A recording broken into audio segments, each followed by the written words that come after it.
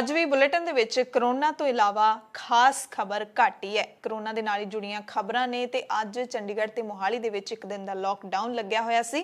ਪੂਰੇ ਦੇਸ਼ ਵਿੱਚ ਕਰੋਨਾ ਦੇ ਦੌਰ 'ਚ ਆਕਸੀਜਨ ਦਾ ਖੂਬ ਰੌਲਾ ਪਿਆ ਹੋਇਆ। ਆਕਸੀਜਨ ਘਟਣ ਕਰਕੇ 22 ਮੌਤਾਂ ਨੇ ਪੂਰਾ ਦੇਸ਼ ਹਿਲਾ ਕੇ ਰੱਖ ਦਿੱਤਾ ਹੈ।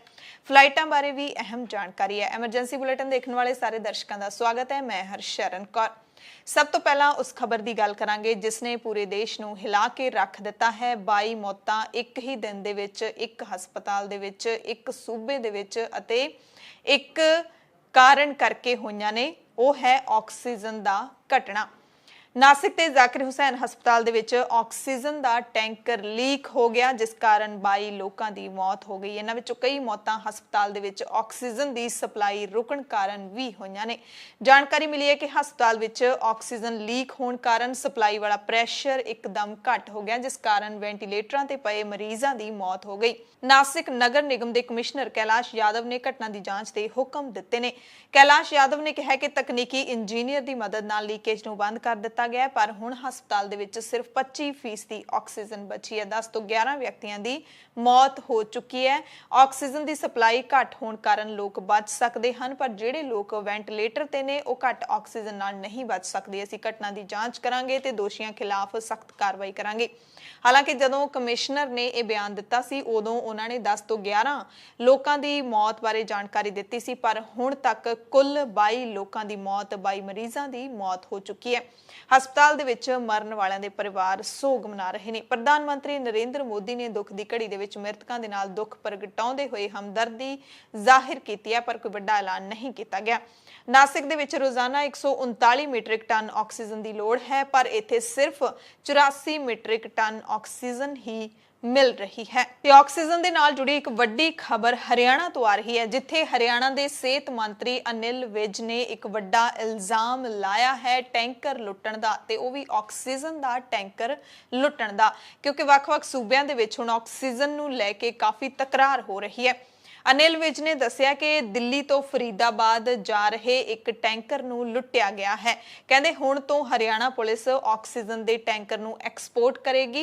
अनिल विज ने कहा कि हिमाचल प्रदेश, राजस्थान इन्हां ने हरियाणा दे विच ऑक्सीजन दी सप्लाई बंद कर दित्ती है ते साडे ते दिल्ली नूं ऑक्सीजन देण दा दबाव बनाया जा रहा है। विज ने कहा कि पर असीं पहलां अपनी जरूरत पूरी करांगे फिर ही असीं दूसरे सूबिਆਂ नूं ऑक्सीजन देवांगे।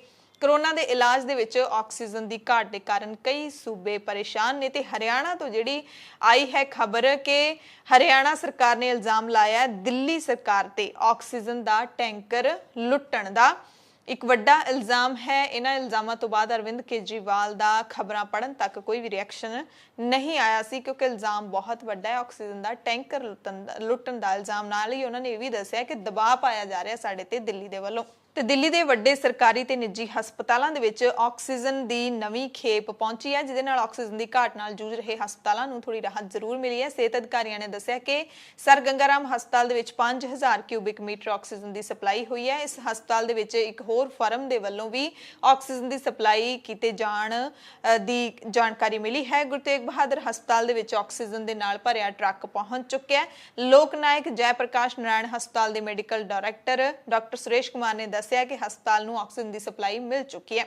इस तो पहला मुख्यमंत्री अरविंद केजरीवाल ने प्रधानमंत्री नरेंद्र मोदी तो मंग की सी कि जे बुधवार तक हस्पतालों दे विच ऑक्सीजन ना पहुंची तो मरीजों नूं वड्डी समस्या का सामना करना पै सकता है। सो बुधवार तक ऑक्सीजन है जिहड़ी ओह लोड़ींदी मात्रा दे विच पहुंच चुकी है। किसानां ने मैडिकल ऑक्सीजन सप्लाई रोकण दे दोष नकार दिते ने। दिल्ली दीआं हद्दां ते प्रदर्शन कर रहे किसानां ने मैडिकल ऑक्सीजन की सप्लाई रोकण दे दोषां नूं सिरे तो खारज कर दिता है। दरअसल बीजेपी के संसद मैंबर प्रवेश वर्मा ने लंघे दिनी दोष लाए सी कि दिल्ली जाण वाली ऑक्सीजन की सप्लाई नूं किसानां दे वल्लों सरहदां दे उत्ते बॉर्डरां दे उत्ते रोकिया जा रहा है जिस कारण दिल्ली के हस्पतालों में मरीजों नूं समस्यावां दा सामना करना पै रहा है। संयुक्त किसान मोर्चे के लीडरां ने कहा है कि किसानां ने पहले दिन तो ही एमरजेंसी सेवावां दे लई लांघा रखिया होया है ते किसानां वल्लों किसी एक भी एंबूलेंस जां फिर जरूरी सेवावां वाली गड्डी नूं हाले तक नहीं रोकिया गया।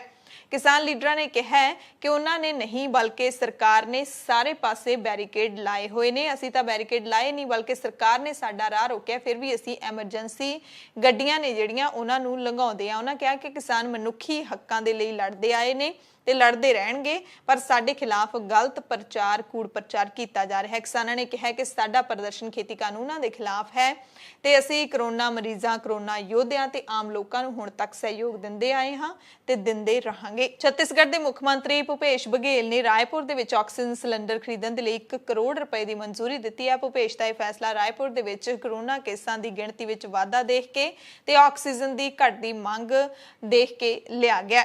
ਹਰਿਆਣਾ ਦੇ ਸਕੂਲਾਂ ਦੇ ਵਿੱਚ 31 ਮਈ ਤੱਕ ਗਰਮੀਆਂ ਦੀਆਂ ਛੁੱਟੀਆਂ ਦਾ ਐਲਾਨ ਕਰ ਦਿੱਤਾ ਗਿਆ ਹੈ ਤੇ ਹੁਣ ਸਾਰੇ ਸਕੂਲਾਂ ਦੇ ਵਿੱਚ 22 ਅਪ੍ਰੈਲ ਤੋਂ ਲੈ ਕੇ 31 ਮਈ ਤੱਕ ਛੁੱਟੀਆਂ ਰਹਿਣਗੀਆਂ। ਛੁੱਟੀਆਂ ਦਾ ਐਲਾਨ ਸਿੱਖਿਆ ਮੰਤਰੀ ਕੰਵਰਪਾਲ ਗੁੱਜਰ ਨੇ ਕੀਤਾ। ਉਹਨਾਂ ਦੱਸਿਆ ਕਿ ਕਰੋਨਾ ਦੇ ਕਰਕੇ ਅਸੀਂ ਇਹ ਫੈਸਲਾ ਲਿਆ ਹੈ। 12ਵੀਂ ਦੇ ਇਮਤਿਹਾਨ ਨੇ ਜਿਹੜੇ ਉਹ ਆਫਲਾਈਨ ਜਾਂ ਆਨਲਾਈਨ ਲਏ ਜਾਣਗੇ, ਕਦੋਂ ਲਏ ਜਾਣਗੇ ਇਸ ਬਾਰੇ ਹਾਲੇ ਕੋਈ ਫੈਸਲਾ ਨਹੀਂ ਸੁਣਾਇਆ ਗਿਆ ਤੇ 10ਵੀਂ ਦੇ ਜਿਹੜੇ ਪੇਪਰ ਨੇ ਉਹ ਰੱਦ ਹੀ ਕਰ ਦਿੱਤੇ ਗਏ ਨੇ। ਸਿਰਮ ਇੰਸਟੀਚਿਊਟ ਆਫ ਇੰਡੀਆ ਦੇ ਵੱਲੋਂ ਕਰੋਨਾ ਰੋਕੂ ਟੀਕੇ ਦੀ ਕੀਮਤ ਹੈ ਜਿਹੜੀ ਉਹ ਤੈਅ ਕਰ ਦਿੱਤੀ ਹੈ। ਟੀਕਿਆਂ ਦੇ ਭਾਅ ਨੇ ਜਿਹੜੇ ਉਹ ਫਿਕਸ ਕਰ ਦਿੱਤੇ ਗਏ ਨੇ ਪੂਰੇ ਭਾਰਤ ਦੇ ਵਿੱਚ। ਹੁਣ ਪ੍ਰਾਈਵੇਟ ਹਸਪਤਾਲਾਂ ਦੇ ਵਿੱਚ ਕਰੋਨਾ ਦਾ ਟੀਕਾ 600 ਰੁਪਏ ਦਾ ਅਤੇ ਸੂਬਾ ਸਰਕਾਰਾਂ ਨੂੰ ਕਰੋਨਾ ਦਾ ਟੀਕਾ 400 ਰੁਪਏ ਪ੍ਰਤੀ ਡੋਜ਼ ਦੇ ਹਿਸਾਬ ਨਾਲ ਦਿੱਤਾ ਜਾਏਗਾ। ਸਿਰਮ ਨੇ ਕਰੋਨਾ ਰੋਕੂ ਡੋਜ਼ ਦੇ ਤੈਅ ਕੀਤੇ ਰੇਟ ਬਾਰੇ ਟਵਿੱਟਰ ਤੇ ਜਾਣਕਾਰੀ ਦਿੱਤੀ ਹੈ। ਇੱਕ ਹੋਰ ਅਹਿਮ ਜਾਣਕਾਰੀ ਹੈ, ਕੇਂਦਰ ਸਰਕਾਰ ਦੇ ਵੱਲੋਂ ਇੱਕ ਹੋਰ ਐਲਾਨ ਕੀਤਾ ਗਿਆ ਹੈ ਕਿ ਨਿੱਜੀ ਕੋਵਿਡ-19 ਟੀਕਾਕਰਨ ਕੇਂਦਰ ਨੇ ਜਿਹੜੇ ਉਹ 1 ਮਈ ਤੋਂ ਸਿੱਧਾ ਕੰਪਨੀਆਂ ਤੋਂ ਟੀਕਾ ਖਰੀਦ ਸਕਣਗੇ। ਯਾਨੀ ਕਿ ਟੀਕਾ ਬਣਾਉਣ ਵਾਲੀਆਂ ਜਿਹੜੀਆਂ ਕੰਪਨੀਆਂ ਹੈਗੀਆਂ ਨੇ, ਫਰਮਾਂ ਹੈਗੀਆਂ ਨੇ, ਨਿਰਮਾਤਾ ਹੈਗੇ ਨੇ ਜਿਹੜੇ ਟੀਕੇ ਦੇ, ਉਹਨਾਂ ਤੋਂ ਸਿੱਧਾ ਟੀਕਾ ਖਰੀਦ ਸਕਣਗੇ ਤੇ ਮੌਜੂਦਾ ਪ੍ਰਣਾਲੀ ਹੈ ਜਿਹੜੀ ਮੌਜੂਦਾ ਸਿਸਟਮ ਹੈ ਉਹ ਬੰਦ ਹੋ ਜਾਏਗਾ। ਮੌਜੂਦਾ ਸਿਸਟਮ ਦੇ ਵਿੱਚ ਜਿਹੜੇ ਟੀਕਾਕਰਨ ਕੇਂਦਰ ਹੈਗੇ ਨੇ ਉਹਨਾਂ ਨੂੰ ਸਰਕਾਰ ਤੋਂ 250 ਰੁਪਏ ਪ੍ਰਤੀ ਟੀਕਾ ਮਿਲਦਾ ਸੀ। ਕੇਂਦਰੀ ਸਿਹਤ ਮੰਤਰਾਲੇ ਵੱਲੋਂ ਟੀਕਾਕਰਨ ਕਰਨ ਵਾਲੀਆਂ ਨਿੱਜੀ ਸੰਸਥਾਵਾਂ ਦੇ ਵੱਲੋਂ ਵਸੂਲੀਆਂ ਜਾਂਦੀਆਂ ਕੀਮਤਾਂ ਤੇ ਨਜ਼ਰ ਵੀ ਰੱਖੀ ਜਾਏਗੀ। ਨਾਗਪੁਰ ਤੋਂ ਖਬਰ ਹੈ ਜਿੱਥੇ ਰੈਮਡੇਸਿਵਿਰ ਦਾ ਨਕਲੀ ਟੀਕਾ 28,000 ਰੁਪਏ ਚ ਵੇਚਦੇ 2 ਜਣੇ ਕਾਬੂ ਕੀਤੇ ਗਏ ਨੇ। ਪੁਲਿਸ ਨੇ ਨਾਗਪੁਰ ਦੇ ਸਾਕਰਧਾਰਾ ਇਲਾਕੇ ਦੇ ਵਿੱਚੋਂ ਪਾਣੀ ਵਾਲੇ ਕਰੋਨਾ ਰੋਕੂ ਟੀਕੇ ਰੈਮਡੇਸਿਵਿਰ ਨੂੰ ਮਹਿੰਗੀ ਕੀਮਤ ਤੇ ਵੇਚਦੇ ਹੋਏ 2 ਜਣਿਆਂ ਨੂੰ ਕਾਬੂ ਕੀਤਾ ਗਿਆ। ਮੁਲਜ਼ਮਾਂ ਦੀ ਪਛਾਣ ਅਭਿਲਾਸ਼ ਪਟਕਰ ਤੇ ਅੰਕਿਤ ਨੰਦੇਸ਼ਵਰ ਦੇ ਵਜੋਂ ਹੋਈ ਹੈ ਜੋ ਐਕਸ-ਰੇ ਟੈਕਨੀਸ਼ੀਅਨ ਦੇ ਵਜੋਂ ਕੰਮ ਕਰਦੇ ਸੀ। ਇਹਨਾਂ ਨੇ ਉਸ ਵਿਅਕਤੀ ਨੂੰ ਇਹ ਟੀਕੇ ਬਹੁਤ ਹੀ ਮਹਿੰਗੇ ਵੇਚਣ ਦਾ ਯਤਨ ਕੀਤਾ ਜਿਸ ਦਾ ਰਿਸ਼ਤੇਦਾਰ ਕਰੋਨਾ ਕਾਰਨ ਹਸਪਤਾਲ ਦੇ ਵਿੱਚ ਭਰਤੀ ਸੀ। ਇਹਨਾਂ ਨੇ ਰੈਮਡੇਸਿਵਿਰ ਦੀ ਸ਼ੀਸ਼ੀ ਦੇ ਪਹਿਲਾਂ 40,000 ਰੁਪਏ ਮੰਗੇ, ਬਾਅਦ ਵਿੱਚ 28,000 ਦੇ ਵਿੱਚ ਸੌਦਾ ਤੈਅ ਹੋਇਆ। ਇਸ ਨਾਲ ਕਰੋਨਾ ਦੇ ਮਰੀਜ਼ ਦੇ ਰਿਸ਼ਤੇਦਾਰ ਨੂੰ ਸ਼ੱਕ ਹੋ ਗਿਆ ਤੇ ਉਸਨੇ ਜਾਣਕਾਰੀ ਪੁਲਿਸ ਨੂੰ ਦਿੱਤੀ ਤੇ ਪੁਲਿਸ ਨੇ ਦੋਵਾਂ ਨੂੰ ਕਾਬੂ ਕੀਤਾ। ਸੋ ਇਸ ਤੋਂ ਪਹਿਲਾਂ ਚੰਡੀਗੜ੍ਹ ਤੋਂ ਵੀ ਖਬਰ ਆਈ ਸੀ ਜਦੋਂ ਕਰੋਨਾ ਦਾ ਜਿਹੜਾ ਪਾਣੀ ਵਾਲਾ ਰੋਕੂ ਟੀਕਾ ਹੈ ਰੈਮਡੇਸਿਵਿਰ, ਉਸ ਦੀ ਬਹੁਤ ਹੀ ਵੱਡੇ ਪੱਧਰ ਦੇ ਉੱਤੇ ਜਿਹੜਾ ਗੋਰਖ ਧੰਦਾ ਕੀਤਾ ਜਾਣਾ ਸੀ, ਪਰ ਪੁਲਿਸ ਨੇ ਪਹਿਲਾਂ ਹੀ ਇਹਨਾਂ ਨੂੰ ਦਬੋਚ ਲਿਆ। ਰੈਮਡੇਸਿਵਿਰ ਦਾ ਨਕਲੀ ਟੀਕਾ ਕਹਿ ਲਈਏ ਜਾਂ ਉਹਦਾ ਗੋਰਖ ਧੰਦਾ ਕਹਿ ਲਈਏ, ਇਹ ਕੀਤਾ ਜਾਣਾ ਸੀ। ਫਲਾਈਟਾਂ ਤੇ ਯਾਤਰਾ ਦੇ ਨਾਲ ਜੁੜੀ ਹੋਈ ਅਹਿਮ ਖਬਰ ਹੈ, ਯੂਕੇ ਤੋਂ ਆਉਣ ਵਾਲੀਆਂ ਉਡਾਣਾਂ 24 ਤੋਂ 30 ਅਪ੍ਰੈਲ ਤੱਕ ਰੱਦ ਕਰ ਦਿੱਤੀਆਂ ਗਈਆਂ ਨੇ। ਯਾਨੀ ਕਿ ਯੂਕੇ ਤੋਂ ਭਾਰਤ ਆਉਣ ਵਾਲੀਆਂ 24 ਤੋਂ 30 ਅਪ੍ਰੈਲ ਤੱਕ ਦੀਆਂ ਸਾਰੀਆਂ ਉਡਾਣਾਂ ਨੂੰ ਰੱਦ ਕਰ ਦਿੱਤਾ ਗਿਆ ਤੇ ਹੁਣ ਭਾਰਤ ਅਤੇ ਯੂਕੇ ਦਰਮਿਆਨ ਯਾਤਰੀ ਸਫ਼ਰ ਨਹੀਂ ਕਰ ਸਕਦੇ। ਏਅਰ ਇੰਡੀਆ ਨੇ ਜਾਣਕਾਰੀ ਦਿੰਦਿਆਂ ਕਿਹਾ ਕਿ ਉਡਾਣਾਂ ਦੀ ਅਗਲੀ ਤਾਰੀਖ ਦੇ ਬਾਰੇ ਅਤੇ ਯਾਤਰੀਆਂ ਦੇ ਰਿਫੰਡ ਨਾਲ ਸੰਬੰਧਿਤ ਜਾਣਕਾਰੀ ਹੈ ਜਿਹੜੀ ਜਲਦੀ ਹੀ ਯਾਤਰੀਆਂ ਨੂੰ ਮੁਹੱਈਆ ਕਰਵਾਈ ਜਾਏਗੀ। ਸੋ ਤੁਸੀਂ ਏਅਰ ਇੰਡੀਆ ਦਾ ਜਿਹੜਾ ਟਵਿੱਟਰ ਅਕਾਊਂਟ ਫੋਲੋ ਕਰ ਸਕਦੇ ਹੋ, ਵੈਬਸਾਈਟ ਫੋਲੋ ਕਰ ਸਕਦੇ ਹੋ। ਏਅਰ ਇੰਡੀਆ ਦੇ ਵੱਲੋਂ 24 ਤੋਂ 30 ਅਪ੍ਰੈਲ ਤੱਕ ਯੂਕੇ ਤੋਂ ਦਿੱਲੀ ਅਤੇ ਮੁੰਬਈ ਤੱਕ ਹਫ਼ਤੇ ਵਿੱਚ ਇੱਕ ਵਾਰ ਉਡਾਣ ਸ਼ੁਰੂ ਕਰਨ ਦੀ ਤਿਆਰੀ ਵੀ ਕੀਤੀ ਜਾ ਰਹੀ ਹੈ। ਏਅਰ ਇੰਡੀਆ ਦੀ ਵੈਬਸਾਈਟ ਅਤੇ ਸੋਸ਼ਲ ਮੀਡੀਆ ਚੈਨਲਾਂ ਤੇ ਸਾਰੀ ਜਾਣਕਾਰੀ ਅਪਡੇਟ ਕਰ ਦਿੱਤੀ ਜਾਏਗੀ। ਸੋ ਫਿਲਹਾਲ 24 ਤੋਂ 30 ਅਪ੍ਰੈਲ ਤੱਕ ਯੂਕੇ ਤੇ ਭਾਰਤ ਦਰਮਿਆਨ ਉਡਾਣਾਂ ਰੱਦ ਨੇ ਤੇ ਰਿਫੰਡ ਹੈ ਜਿਹੜਾ ਉਹ ਤੁਹਾਨੂੰ ਮਿਲੇਗਾ, ਇਹ ਕੰਪਨੀ ਨੇ ਕਿਹਾ। ਉੜੀਸਾ ਦੇ ਸੈਕੰਡਰੀ ਸਿੱਖਿਆ ਬੋਰਡ ਯਾਨੀ ਕਿ BSE ਨੇ ਸਾਰੇ ਸਕੂਲਾਂ ਦੇ ਵਿੱਚ 10ਵੀਂ ਜਮਾਤ ਦੇ ਪੇਪਰਾਂ ਨੂੰ ਰੱਦ ਕਰ ਦਿੱਤਾ। ਯਾਨੀ ਕਿ ਉੜੀਸਾ ਦੇ ਵਿੱਚ ਵੀ 10ਵੀਂ ਦੇ ਪੱਕੇ ਪੇਪਰ ਰੱਦ ਹੋ ਚੁੱਕੇ ਨੇ। 10ਵੀਂ ਜਮਾਤ ਦੇ ਵਿਦਿਆਰਥੀਆਂ ਦੇ ਨਤੀਜੇ ਨੇ ਜਿਹੜੇ ਉਹ ਪਿਛਲੀ ਪਰਫਾਰਮੈਂਸ ਦੇ ਆਧਾਰ ਦੇ ਉੱਤੇ ਐਲਾਨ ਦਿੱਤੇ ਜਾਣਗੇ। ਆਕਸੀਜਨ ਲੁੱਟਣ ਦੀਆਂ ਹੁਣੇ ਤੁਹਾਨੂੰ ਜਾਣਕਾਰੀਆਂ ਦਿੱਤੀਆਂ ਸੀ ਤੇ ਇੱਕ ਹੋਰ ਜਾਣਕਾਰੀ ਮੱਧ ਪ੍ਰਦੇਸ਼ ਦੇ ਦਮੋਹ ਜ਼ਿਲ੍ਹੇ ਤੋਂ ਆ ਰਹੀ ਹੈ ਜਿੱਥੇ 20 ਅਪ੍ਰੈਲ ਦੀ ਰਾਤ ਨੂੰ ਹਸਪਤਾਲ ਦੇ ਵਿੱਚ ਆਕਸੀਜਨ ਸਿਲੰਡਰਾਂ ਨੂੰ ਕੁਝ ਲੋਕਾਂ ਵੱਲੋਂ ਲੁੱਟਣ ਦਾ ਮਾਮਲਾ ਸਾਹਮਣੇ ਆਇਆ। ਦਮੋਹ ਜ਼ਿਲ੍ਹੇ ਦੇ ਕਲੈਕਟਰ ਨੇ ਜਾਣਕਾਰੀ ਦਿੱਤੀ ਹੈ ਕਿ ਜਿਵੇਂ ਹੀ ਹਸਪਤਾਲ ਦੇ ਲਈ ਆਕਸੀਜਨ ਟਰੱਕ ਆਇਆ ਤਾਂ ਲੋਕਾਂ ਨੇ ਸਿਲੰਡਰ ਲੁੱਟ ਲਏ। ਹਾਲਾਂਕਿ ਹਸਪਤਾਲ ਦੇ ਵਿੱਚ ਢੁਕਵੀਂ ਆਕਸੀਜਨ ਦੀ ਸਪਲਾਈ ਹੈ ਪਰ ਫਿਰ ਵੀ ਉਹਨਾਂ ਲੋਕਾਂ ਦੀ ਪਛਾਣ ਕੀਤੀ ਜਾ ਰਹੀ ਹੈ ਤੇ ਕੇਸ ਦਰਜ ਕੀਤੇ ਜਾਣਗੇ ਜਿਨ੍ਹਾਂ ਨੇ ਲੁੱਟਿਆ ਹੈ। ਖਬਰ ਏਜੰਸੀ ਰॉयटर्स ਦੇ ਮੁਤਾਬਿਕ ਪੂਰੀ ਦੁਨੀਆ ਦੇ ਵਿੱਚ ਰੋਜ਼ਾਨਾ ਜਿਹੜੇ ਕਰੋਨਾ ਦੇ ਮਾਮਲੇ ਸਾਹਮਣੇ ਆ ਰਹੇ ਨੇ ਉਹਨਾਂ ਵਿੱਚੋਂ हर 4 ਕਰੋਨਾ ਮਰੀਜ਼ਾਂ ਦੇ ਵਿੱਚੋਂ ਇੱਕ ਭਾਰਤੀ ਹੈ। ਯਾਨੀ ਕਿ ਭਾਰਤ ਦੇ ਵਿੱਚ ਇੰਨੀ ਵੱਡੀ ਗਿਣਤੀ ਦੇ ਵਿੱਚ ਮਾਮਲੇ ਸਾਹਮਣੇ ਆ ਰਹੇ ਨੇ ਕਿ ਪੂਰੀ ਦੁਨੀਆ ਦੇ 4 ਕਰੋਨਾ ਮਰੀਜ਼ਾਂ ਦੇ ਵਿੱਚੋਂ ਇੱਕ ਭਾਰਤੀ ਹੈ ਤੇ ਇਸ ਮਾਮਲੇ ਦੇ ਵਿੱਚ ਭਾਰਤ ਅਮਰੀਕਾ ਤੋਂ ਬਾਅਦ ਦੂਸਰੇ ਥਾਂ ਤੇ ਹੈ ਤੇ ਇਸ ਮਾਮਲੇ ਵਿੱਚ ਭਾਰਤ ਅਮਰੀਕਾ ਤੋਂ ਬਾਅਦ ਦੂਜੇ ਥਾਂ ਤੇ ਆ ਚੁੱਕਿਆ। ਸਭ ਤੋਂ ਵੱਧ ਮਾਮਲੇ ਨੇ ਜਿਹੜੇ ਅਮਰੀਕਾ ਦੇ ਵਿੱਚ ਸਾਹਮਣੇ ਆ ਰਹੇ ਨੇ। ਮਾਹਿਰਾਂ ਦੇ ਮੁਤਾਬਿਕ ਹਮਲਾਵਰ ਵੇਰੀਐਂਟ ਦੇ ਪ੍ਰਤੀ ਸਰਕਾਰੀ ਚੁੱਪੀ ਹੈ ਜਿਹੜੀ ਉਹ ਸਭ ਤੋਂ ਵੱਧ ਜ਼ਿੰਮੇਦਾਰ ਹੈ, ਜਦਕਿ ਸਰਕਾਰਾਂ ਕਹਿ ਰਹੀਆਂ ਨੇ ਕਿ ਲੋਕ ਮਾਸਕ ਨਹੀਂ ਪਾਉਂਦੇ, ਸੋਸ਼ਲ ਡਿਸਟੈਂਸਿੰਗ ਨਹੀਂ ਰੱਖਦੇ, ਇਸ ਕਰਕੇ ਮਾਮਲੇ ਸਾਹਮਣੇ ਆ ਰਹੇ ਨੇ। ਬਹਿਬਲ ਕਲਾਂ ਤੇ ਕੋਟਪੂਰਾ ਗੋਲੀकांड ਦੀ ਜਾਂਚ ਕਰਨ ਵਾਲੇ ਆਈਜੀ ਕੁੰਵਰ ਵਿਜੇ ਪ੍ਰਤਾਪ ਸਿੰਘ ਨੇ ਜਿਹੜੇ ਹੁਣ ਖੁਲਾਸੇ ਕੀਤੇ ਨੇ, ਸਨਸਨੀਖੇਜ਼ ਖੁਲਾਸੇ ਨੇ। ਸਭ ਤੋਂ ਵੱਡੀ ਗੱਲ ਕੁੰਵਰ ਵਿਜੇ ਪ੍ਰਤਾਪ ਸਿੰਘ ਨੇ ਕਹੀ ਹੈ ਕਿ ਇਸ ਕੇਸ ਦਾ ਹੁਣ ਕੋਈ ਸਿੱਟਾ ਨਹੀਂ ਨਿਕਲੇਗਾ, ਇਹ ਮੇਰਾ ਦਾਵਾ ਹੈ।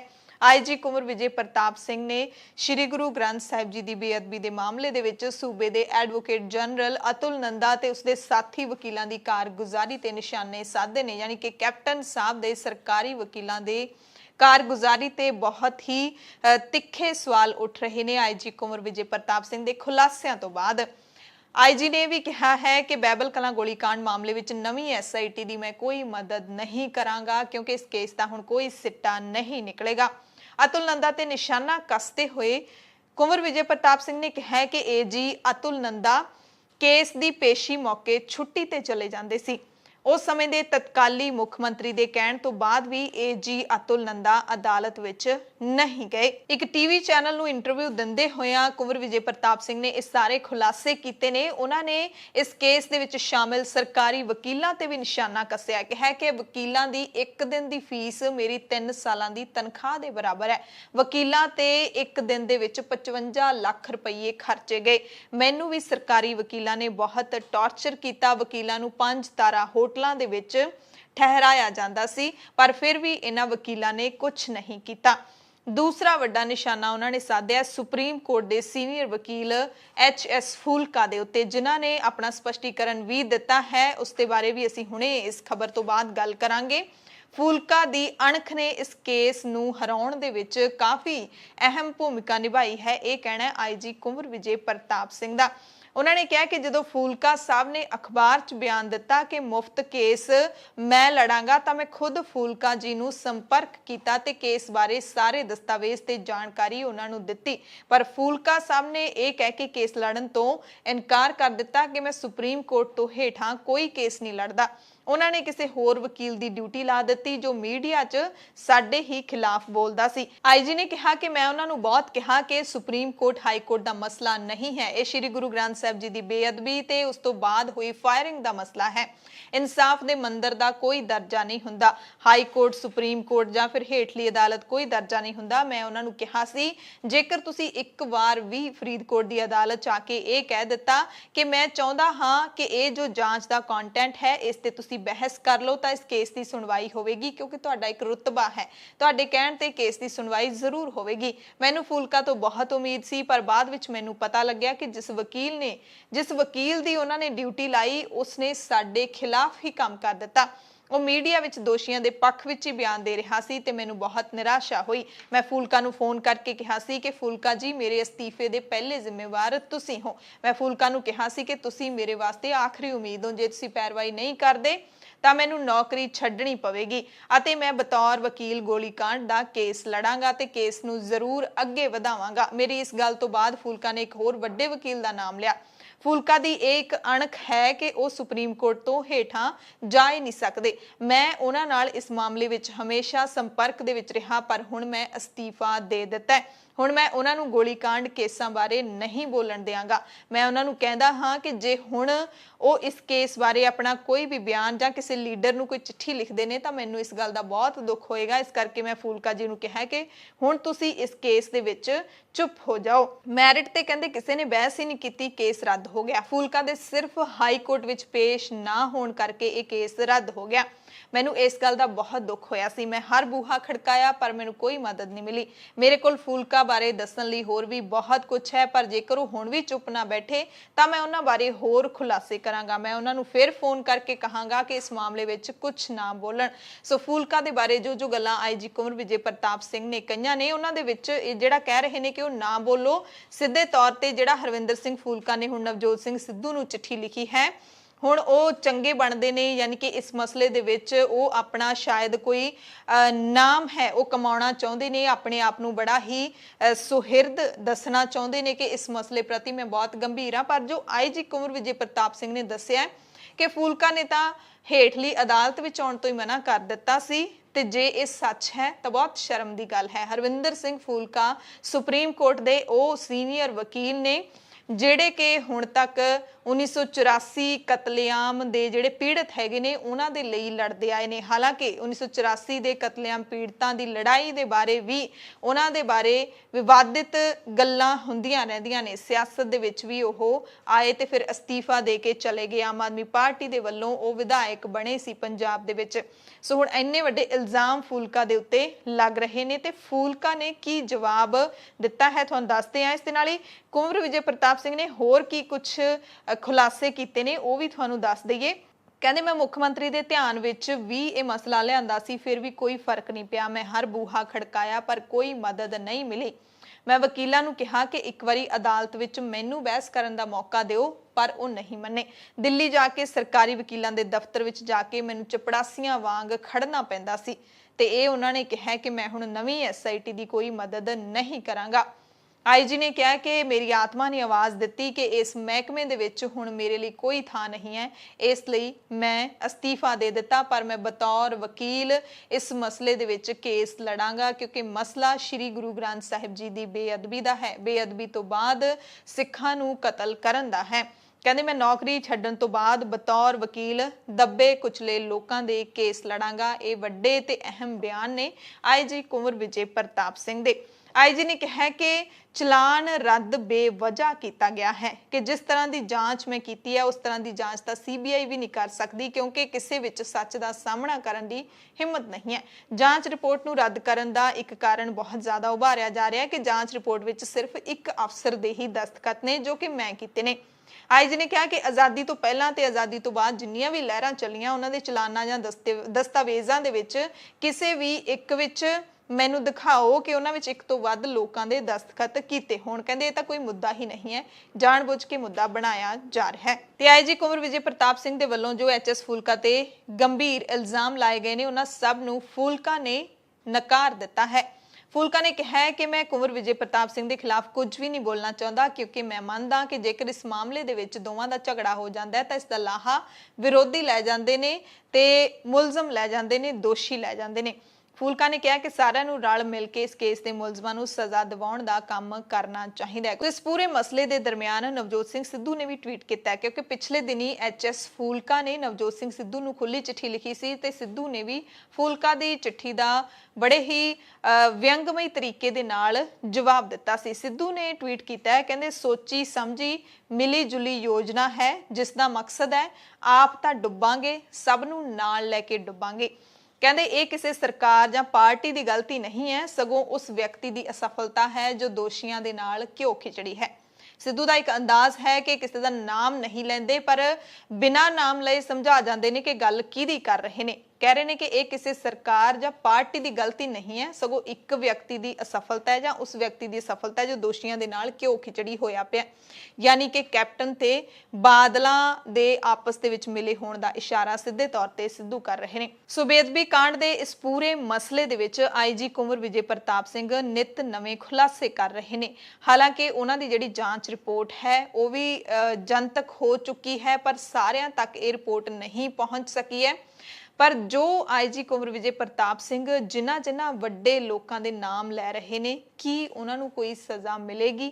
ਕੀ ਉਹਨਾਂ ਦੇ ਬਾਰੇ ਖੁੱਲ ਕੇ ਜਾਂਚ ਦੇ ਕਿਸੇ ਵੀ ਜਾਂਚ ਦੇ ਵਿੱਚ ਇਹ ਸਾਹਮਣੇ ਆ ਸਕੂਗਾ ਕਿ ਇਹ ਉਹ ਲੋਕ ਨੇ ਜਿਹੜੇ ਦੋਸ਼ੀਆਂ ਨੂੰ ਬਚਾਉਂਦੇ ਰਹੇ ਨੇ, ਇਹ ਉਹ ਲੋਕ ਨੇ ਜਿਨ੍ਹਾਂ ਨੇ ਜਦੋਂ ਖੁਦ ਤੇ ਕੰਮ ਕਰਨ ਦਾ ਮੌਕਾ ਆਇਆ ਉਦੋਂ ਤੱਕ ਕੀਤਾ ਨਹੀਂ ਤੇ ਹੁਣ ਉਹ ਆਪਣੇ ਆਪ ਨੂੰ ਵੱਡਾ ਹਮਦਰਦ ਦੱਸ ਰਹੇ ਨੇ, ਇਸ ਮਸਲੇ ਦੇ ਨਾਲ ਜੁੜਿਆ ਹੋਇਆ ਆਪਣੇ ਆਪ ਨੂੰ ਵੱਡਾ ਸਿੱਖ ਦੱਸ ਰਹੇ ਨੇ।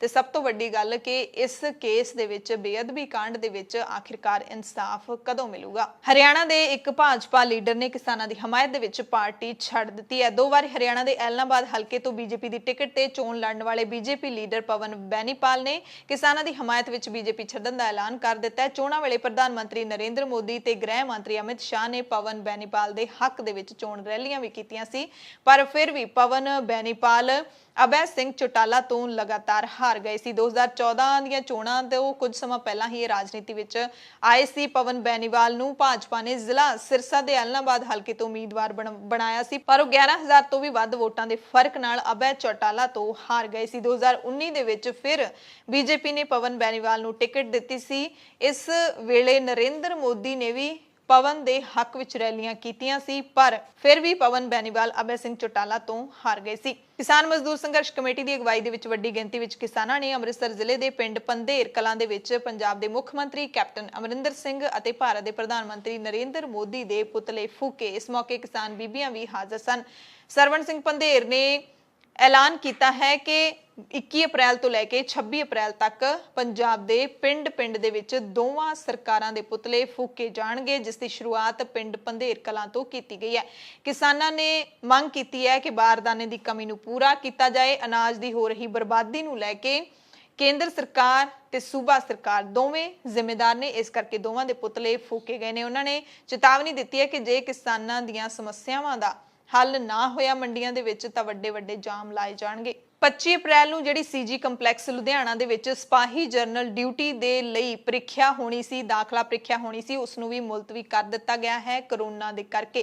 ਪ੍ਰੀਖਿਆ ਦੇ ਲਈ ਨਵੀਆਂ ਤਰੀਕਾਂ ਬਾਰੇ ਜਲਦ ਦੱਸਿਆ ਜਾਏਗਾ। ਉਮੀਦਵਾਰ www.joinindianarmy.nic.in ਦੇ ਰਾਹੀਂ ਤਾਜ਼ਾ ਜਾਣਕਾਰੀ ਹਾਸਲ ਕਰ ਸਕਦੇ ਨੇ। ਦਿੱਲੀ ਸਿੱਖ ਗੁਰਦੁਆਰਾ ਮੈਨੇਜਮੈਂਟ ਕਮੇਟੀ ਦੀਆਂ ਚੋਣਾਂ ਮੁਲਤਵੀ ਹੋਣ ਦੇ ਪੂਰੇ ਆਸਾਰ ਬਣੇ ਹੋਏ ਨੇ। ਇਸੇ ਦਰਮਿਆਨ ਦਿੱਲੀ ਤੋਂ ਵੱਡੀ ਖਬਰ ਆ ਰਹੀ ਹੈ ਕਿ ਇੱਥੇ ਇਨਕਮ ਟੈਕਸ ਦੀ ਟੀਮ ਨੇ ਦਿੱਲੀ ਦੇ ਪੰਜਾਬੀ ਬਾਗ ਇਲਾਕੇ ਚੋਂ ਕਰੀਬ 2 ਕਰੋੜ ਰੁਪਏ ਬਰਾਮਦ ਕੀਤੇ ਨੇ ਇੱਕ ਗੱਡੀ ਦੇ ਵਿੱਚੋਂ। ਪੰਜਾਬੀ ਬਾਗ ਇਲਾਕਾ ਬੜਾ ਹੀ ਮਸ਼ਹੂਰ ਇਲਾਕਾ ਹੈ, ਇਸ ਕਰਕੇ ਵੀ ਕਿਉਂਕਿ ਇੱਥੇ ਵੱਡੀ ਗਿਣਤੀ ਦੇ ਵਿੱਚ ਸਿੱਖ ਵਸਦੇ ਨੇ, ਪੰਜਾਬੀ ਵਸਦੇ ਨੇ, ਤੇ ਦੂਸਰਾ ਇਸ ਕਰਕੇ ਕਿ ਇੱਥੋਂ ਇਸ ਵਾਰ ਦੀਆਂ ਚੋਣਾਂ ਦੇ ਵਿੱਚ ਜਾਂ ਹਰ ਵਾਰ ਦੀਆਂ ਚੋਣਾਂ ਦੇ ਵਿੱਚ ਮਨਜਿੰਦਰ ਸਿੰਘ ਸਿਰਸਾ ਇਸ ਸੀਟ ਤੋਂ ਚੋਣ ਲੜਦੇ ਨੇ ਤੇ ਉਹਨਾਂ ਦੇ ਮੁਕਾਬਲੇ ਦੇ ਵਿੱਚ ਪਰਮਜੀਤ ਸਿੰਘ ਸਰਨਾ ਜਾਂ ਉਹਨਾਂ ਦੇ ਭਰਾ ਹਰਵਿੰਦਰ ਸਿੰਘ ਸਰਨਾ ਚੋਣ ਲੜਦੇ ਨੇ। ਸੋ ਇੱਕ ਹੌਟ ਸੀਟ ਹੈ ਪੰਜਾਬੀ ਬਾਗ। ਇੱਥੋਂ 2 ਕਰੋੜ ਰੁਪਏ ਨੇ ਜਿਹੜੇ ਉਹ ਗੱਡੀ ਦੇ ਵਿੱਚੋਂ ਮਿਲੇ ਨੇ ਤੇ ਇਹ ਵੀ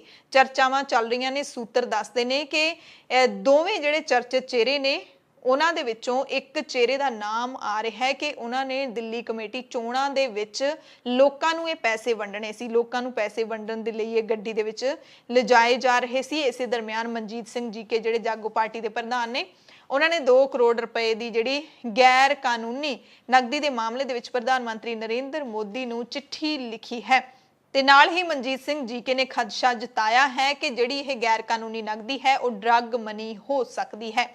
ਮਨਜੀਤ ਸਿੰਘ ਜੀਕੇ ਨੇ ਕਥਿਤ ਤੌਰ ਤੇ ਦਾਅਵਾ ਕੀਤਾ ਹੈ, ਇਸ਼ਾਰਾ ਦਿੱਤਾ ਹੈ ਕਿ ਇਹ ਗੈਰ ਕਾਨੂੰਨੀ ਨਕਦੀ ਅਕਾਲੀ ਦਲ ਬਾਦਲ ਦੇ ਦਿੱਲੀ ਦਫ਼ਤਰ ਤੋਂ ਪੰਜਾਬੀ ਬਾਗ ਵੱਲ ਜਾ ਰਹੀ ਸੀ। ਇੱਕ ਵੱਡਾ ਇਲਜ਼ਾਮ ਲੱਗਿਆ ਹੈ, ਯਾਨੀ ਕਿ ਮਨਜਿੰਦਰ ਸਿੰਘ ਸਿਰਸਾ ਤੇ ਸਿੱਧਾ ਇਲਜ਼ਾਮ ਇਸ ਦਾ ਜਾ ਰਿਹਾ ਹੈ। ਫਿਲਹਾਲ ਇਨਕਮ ਟੈਕਸ ਦੀ ਟੀਮ ਹੈ ਜਿਹੜੀ ਬੜੇ ਜ਼ੋਰ ਸ਼ੋਰ ਦੇ ਨਾਲ ਇਹ ਲੱਭਣ ਦੇ ਵਿੱਚ ਕੋਸ਼ਿਸ਼ ਕਰ ਰਹੀ ਹੈ ਕਿ ਆਖਿਰਕਾਰ 2 ਕਰੋੜ ਰੁਪਈਆ ਕੌਣ ਤੇ ਕਿਸ ਦੇ ਲਈ ਗੱਡੀ ਦੇ ਵਿੱਚ ਲਿਜਾ ਰਿਹਾ ਸੀ।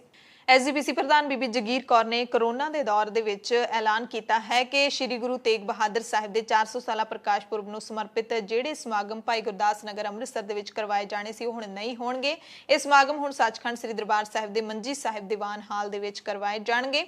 ਮੰਜੀ ਸਾਹਿਬ ਦੀਵਾਨ ਹਾਲ ਦੇ ਵਿੱਚ ਸੰਗਤ ਸੀਮਿਤ ਦਾਇਰੇ ਦੇ ਵਿੱਚ ਬੈਠ ਵੀ ਸਕਦੀ ਹੈ, ਆਮ ਵਾਂਗ ਆ ਵੀ ਸਕੇਗੀ, ਜਾ ਵੀ ਸਕੇਗੀ। ਬੀਬੀ ਜਗੀਰ ਕੌਰ ਨੇ ਇਹ ਵੀ ਕਿਹਾ ਹੈ ਕਿ ਕਰੋਨਾ ਮਹਾਮਾਰੀ ਦੇ ਮੱਦੇਨਜ਼ਰ ਅੰਮ੍ਰਿਤਸਰ ਦੇ ਸ਼ਹੀਦ ਬਾਬਾ ਦੀਪ ਸਿੰਘ ਹਸਪਤਾਲ ਨੂੰ ਵੀ ਕਰੋਨਾ ਹਸਪਤਾਲ ਬਣਾ ਦਿੱਤਾ ਗਿਆ, ਜਿੱਥੇ ਸਿਰਫ ਕਰੋਨਾ ਪੋਜ਼ਿਟਿਵ ਮਰੀਜ਼ਾਂ ਦਾ ਹੀ ਇਲਾਜ ਹੋਵੇਗਾ। ਇਸ ਦੇ ਲਈ 100 ਬੈੱਡ ਤਿਆਰ ਕੀਤੇ ਗਏ ਨੇ। ਬੀਬੀ ਜਗੀਰ ਕੌਰ ਨੇ ਕੇਂਦਰ ਸਰਕਾਰ ਨੂੰ ਸਮੇਂ ਮੁਤਾਬਿਕ ਆਕਸੀਜਨ ਦੇ ਸਿਲੰਡਰ ਭੇਜਣ ਦੀ ਵੀ ਅਪੀਲ ਕੀਤੀ ਹੈ। ਉਹਨਾਂ ਇਹ ਵੀ ਦੱਸਿਆ ਕਿ ਐਸਜੀਪੀਸੀ ਨੇ ਕਰੋਨਾ ਦਾ ਟੀਕਾ ਲੋਕਾਂ ਦੇ ਲਈ ਮੁਫਤ ਕਰ ਦਿੱਤਾ ਹੈ ਇਸ ਹਸਪਤਾਲ ਦੇ ਵਿੱਚ ਤੇ ਪ੍ਰੈਸ ਕਰਮਚਾਰੀਆਂ, ਐਸਜੀਪੀਸੀ ਮੁਲਾਜ਼ਮਾਂ ਤੇ ਹੋਰ ਲੋਕਾਂ ਨੂੰ ਕਰੋਨਾ ਦੀ ਵੈਕਸੀਨ ਲਵਾਉਣ ਦੀ ਅਪੀਲ ਵੀ ਕੀਤੀ ਹੈ।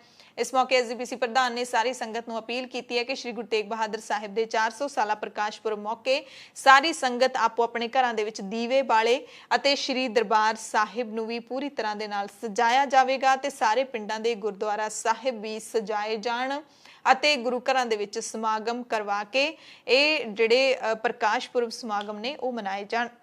ਬੁਲੇਟਿਨ ਦੇ ਵਿੱਚ ਕੁਝ ਖਾਸ ਤੇ ਵੱਡੀਆਂ ਖਬਰਾਂ ਪੂਰੇ ਭਾਰਤ ਦੀਆਂ।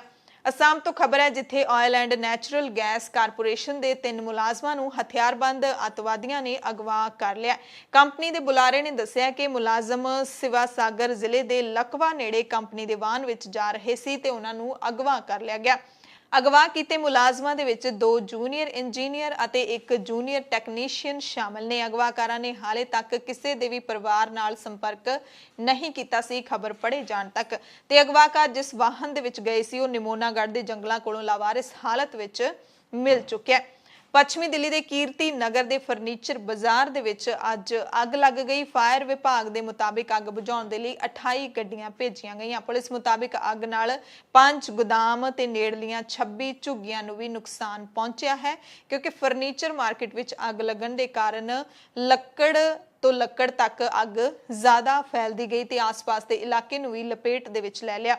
लखनऊ तो खबर है जिथे कानपुर के गैंगस्टर विकास दुबे ते उसके 5 साथियों की पुलिस मुकाबले विच मौत होने के मामले की जांच कर रहे कमिशन ने उत्तर प्रदेश पुलिस नूं सबूतां की घाट कारण क्लीन चिट दे दी है। यानी कि विकास दुबे की मौत जां उसका कतल ते उसके साथियों का कतल किसने दिता सी, यह हुण मामला रफा दफा हो गया है। सुप्रीम कोर्ट के साबका जस्टिस BS चौहान की अगवाई हेठले ते इलाहाबाद हाई कोर्ट के साबका जज शशिकांत अग्रवाल ते उत्तर प्रदेश के साबका पुलिस डायरैक्टर KL गुप्ता वाले कमिशन ने 8 महीनों तो बाद अपनी रिपोर्ट पेश की। कमिशन के मैंबर KL गुप्ता ने सूबा सरकार को रिपोर्ट भेजने की पुष्टि करदਿਆਂ कहा कि इसकी एक कॉपी सुप्रीम कोर्ट को भी भेजी जाएगी।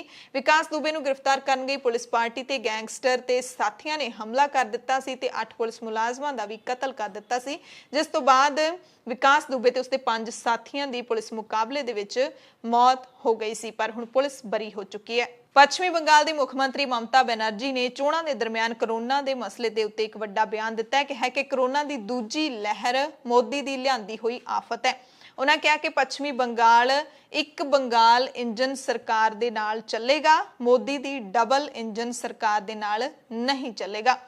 छत्तीसगढ़ के मुख्यमंत्री भूपेश बघेल ने ऐलान किया कि सूबा सरकार 1 मई तो 18 साल तो वध उम्र के सारे लोगों को मुफ्त कोरोना का टीका लाएगी। ब्रिटेन दे विच कुछ वड्डियां ते खास खबरां पूरी दुनिया तो। अमरीका ने भारत नूं करंसी मैनिपुलेटर्स यानी कि मुद्रा नाल छेड़छाड़ करने वाले मुल्कां दी निगरानी सूची दे विच पा दिता है। इसते भारत सरकार ने सख्त प्रतिक्रिया दी है ते कहा कि इहदा कोई तर्क सानू समझ नहीं आया कि अमरीका ने सानू इस सूची दे विच क्यों पाया। यानी कि भारत करंसी मैनिपुलेट करदा है, मुद्रा दे नाल छेड़छाड़ करने वाला मुल्क है, एक है अमरीका ने। खबर एजेंसी रॉयटर्स के मुताबिक पिछले हफ्ते अमरीकी वित्त मंत्रालय ने भारत, सिंगापुर, थाईलैंड ते मैक्सीको समेत 10 वड्डियां अर्थव्यवस्थावां नूं निगरानी सूची विच पा दिता सी। इस विच कहा गया सी कि इन्हां देशां दे विच मुद्रा दे आदान प्रदान यानी कि करंसी पैसे हुंदे ने जिहड़े उन्हां दे आदान प्रदान अते होर तरीकिਆਂ ਦੇ ਉੱਤੇ नेड़े तो नज़र बनाए रखण दी लोड़ है। हालांकि भारत ने इस ते प्रतिक्रम दिंदिਆਂ कहा है कि सानू इसका कोई आर्थिक तर्क समझ नहीं आ रहा, जबकि अमरीका ने भारत नूं दूजी वारी इस सूची विच पाया है। पहला भारत नूं इस सूची विचों कढ दिता गया सी। कैनेडा दे विच वड्डे ड्रग रैकेट का भांडा फुटिया है। 25 पंजाबियों को गिरफ्तार किया गया है। 1 साल लंबे चले पुलिस ऑपरेशन तो बाद कैनेडा पुलिस ने इंटरनेशनल ड्रग रैकेट का भांडा फोड़ दिता है। इस दौरान पुलिस ने 30 लोगों को गिरफ्तार किया, जिहदे विच 25 पंजाबियों के नाम शामिल ने। पुलिस ने इंटरनेशनल ड्रग नैटवर्क नूं तोड़न दे लई कुछ कौमांतरी एजेंसियों की मदद नाल स्पैशल ऑपरेशन चलाया सी, जिसका कोड नाम प्रोजैक्ट चीता रखिया सी। पुलिस की कार्रवाई ने ओंटारियो, ब्रिटिश कोलंबिया ते कैलीफोर्निया दे विच 50 थावां ते छापेमारी की अते 2.5 मिलियन के करीब डॉलर का नशा जब्त किया, जिहदे विच हैरोइन, कैटेमाइन ते 48 अत आधुनिक हथियार भी शामिल सन। इस दौरान 7,30,000 कैनेडियन डॉलर भी बरामद किए गए। इस वड्डी सफलता ने भारतीय एजेंसियां खास तौर पर पंजाब पुलिस और नारकोटिक्स कंट्रोल ब्यूरो को उत्साहित किया। इन्हां एजेंसियों के अधिकारियों ने पिछले 2 सालों तो कैनेडा की धरती पर ड्रग रैकेट नूं चलाए जा रहे ऑपरेशन दौरान कैनेडा और अमरीका के नाल महत्वपूर्ण जानकारी की सांझ भी की। ਅਮਰੀਕਾ ਤੋਂ ਖਬਰ ਹੈ ਜਿੱਥੇ ਭਾਰਤੀ ਅਮਰੀਕੀ ਸੰਸਦ ਮੈਂਬਰ ਰਾਜਾ ਕ੍ਰਿਸ਼ਨਾ ਮੂਰਤੀ ਦੇ ਗ੍ਰਹਿ ਸੂਬੇ ਇਲੀਨੋਇਸ ਦੇ ਵਿੱਚ ਅਪ੍ਰੈਲ ਮਹੀਨੇ ਨੂੰ ਸਿੱਖ ਪ੍ਰਸ਼ੰਸਾ ਅਤੇ ਜਾਗਰੂਕਤਾ ਮਹੀਨੇ ਦੇ ਵਜੋਂ ਮਨਾਇਆ ਜਾਏਗਾ। ਸੰਸਦ ਮੈਂਬਰ ਨੇ ਇਹ ਮਤਾ ਦਿੱਤਾ ਜਿਸ ਨੂੰ ਸੰਸਦ ਨੇ ਆਪਣੇ ਰਿਕਾਰਡ ਦੇ ਵਿੱਚ ਸ਼ਾਮਿਲ ਕਰ ਲਿਆ। ਕ੍ਰਿਸ਼ਨਮੂਰਤੀ ਨੇ ਕਿਹਾ ਕਿ ਅਮਰੀਕਾ ਦੇ ਵਿੱਚ ਸਿੱਖਾਂ ਖਿਲਾਫ ਨਸਲੀ ਹਿੰਸਾ ਤੇ ਅਪਰਾਧ ਵਧ ਰਹੇ ਨੇ ਤੇ ਸਿੱਖਾਂ ਦੇ ਖਿਲਾਫ ਨਸਲੀ ਹਿੰਸਾ ਦਾ ਮਾਮਲਾ 15 ਅਪ੍ਰੈਲ ਨੂੰ ਉਦੋਂ ਸਾਹਮਣੇ ਆਇਆ ਜਦੋਂ 3 ਬੀਬੀਆਂ ਸਣੇ 4 ਸਿੱਖਾਂ ਨੂੰ ਗੋਲੀਆਂ ਮਾਰ ਕੇ ਕਤਲ ਕਰ ਦਿੱਤਾ ਸੀ। ਥੋੜੇ ਦਿਨ ਪਹਿਲਾਂ ਜਿਹੜਾ ਫੈਡੈਕਸ ਦੇ ਵਿੱਚ ਘਟਨਾ ਵਾਪਰੀ ਸੀ ਉਸ ਦੀ ਚਰਚਾ ਉਹਨਾਂ ਨੇ ਕੀਤੀ। ਪਾਕਿਸਤਾਨ ਤੋਂ ਖਬਰ ਹੈ ਜਿੱਥੇ ਸਰਕਾਰ ਨੇ ਫਰਾਂਸੀਸੀ ਰਾਜਦੂਤ ਨੂੰ ਮੁਲਕ ਦੇ ਵਿੱਚੋਂ ਕੱਢਣ ਤੇ ਤਹਿਰੀਕ-ਏ-ਲਬਾਇਕ ਪਾਕਿਸਤਾਨ ਦੇ ਖਿਲਾਫ ਦਾਇਰ ਸਾਰੇ ਕੇਸ ਖਾਰਜ ਕਰਨ ਦੇ ਲਈ ਸੰਸਦ ਦੇ ਹੇਠਲੇ ਸਦਨ ਦੇ ਵਿੱਚ ਮਤਾ ਪੇਸ਼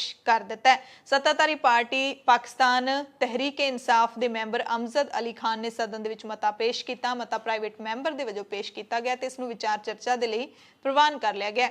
ਮਤੇ ਦੇ ਵਿੱਚ ਫਰਾਂਸ ਦੇ ਰਸਾਲੇ ਵੱਲੋਂ ਪਿਛਲੇ ਸਾਲ ਛਾਪੇ ਗਏ ਵਿਵਾਦਿਤ ਕਾਰਟੂਨ ਦੀ ਨਿੰਦਿਆ ਕੀਤੀ ਗਈ। ਕਿਹਾ ਗਿਆ ਕਿ ਸਾਰੇ ਯੂਰਪੀਅਨ ਮੁਲਕਾਂ ਤੇ ਖਾਸ ਤੌਰ ਤੇ ਫਰਾਂਸ ਨੂੰ ਇਸ ਮੁੱਦੇ ਦੀ ਗੰਭੀਰਤਾ ਬਾਰੇ ਜਾਣੂ ਕਰਵਾਇਆ ਜਾਵੇ। ਹਰਿਦੁਆਰ ਦੇ ਕੁੰਭ ਦੇ ਵਿੱਚ ਇਸ਼ਨਾਨ ਕਰਨ ਤੋਂ ਬਾਅਦ ਭਾਰਤ ਤੋਂ ਵਾਪਸ ਨੇਪਾਲ ਪਰਤੇ ਨੇਪਾਲ ਦੇ ਸਾਬਕਾ ਨਰੇਸ਼ ਗਿਆਨਿੰਦਰ ਸ਼ਾਹ ਅਤੇ ਮਹਾਰਾਣੀ ਕੋਮਲ ਸ਼ਾਹ ਕਰੋਨਾ ਪੋਜ਼ਿਟਿਵ ਹੋ ਗਏ ਨੇ। ਦਾ ਹਿਮਾਲਯਨ ਟਾਈਮਜ਼ ਦੀ ਰਿਪੋਰਟ ਦੇ ਮੁਤਾਬਿਕ ਉਹਨਾਂ ਦੇ PCR ਟੈਸਟ ਤੋਂ ਪਤਾ ਲੱਗਿਆ ਕਿ ਉਹ ਕਰੋਨਾ ਪੋਜ਼ਿਟਿਵ ਨੇ।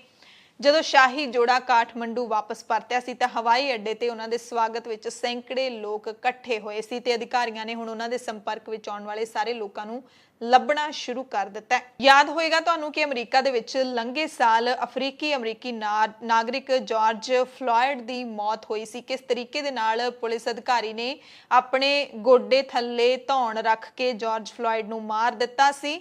ਉਸ ਮਾਮਲੇ ਦੇ ਵਿੱਚ ਇੱਕ ਜਿਊਰੀ ਨੇ ਪੁਲਿਸ ਅਧਿਕਾਰੀ ਡਾਇਰੈਕ ਚੁਵਿਨ ਨੂੰ ਕਤਲ ਦਾ ਦੋਸ਼ੀ ਮੰਨਿਆ।